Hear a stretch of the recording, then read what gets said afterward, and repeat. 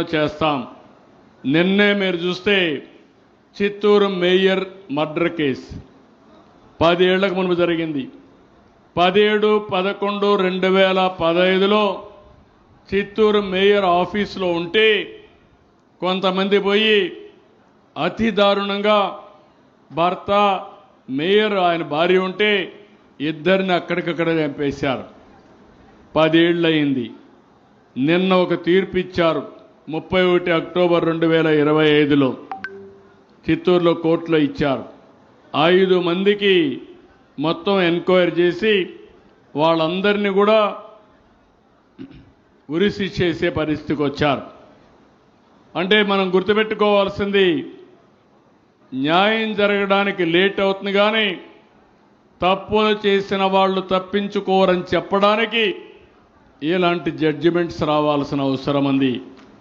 అతి దారుణంగా అతి కిరాతకంగా ప్రజల్ని చంపడం అనేది మంచిది కాదు.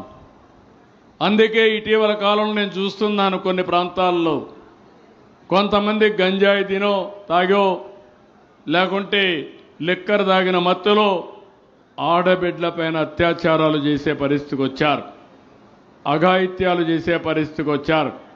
నేను వాళ్ళందరికీ ఒకటే హెచ్చరిక చేస్తున్నా, మర్యాదగా చెప్తున్నా, ఏ వ్యక్తి తప్పు చేసినా ఈ ప్రభుత్వ నిఘాలో మీరు తప్పించుకోలేరు. జాగ్రత్తగా ఉండమని మరొక్కసారి హెచ్చరిస్తున్నా. జాగ్రత్తగా లేకపోతే మీకు అదే చివరి రోజు అవుతుంది భూమి మీద. అది కూడా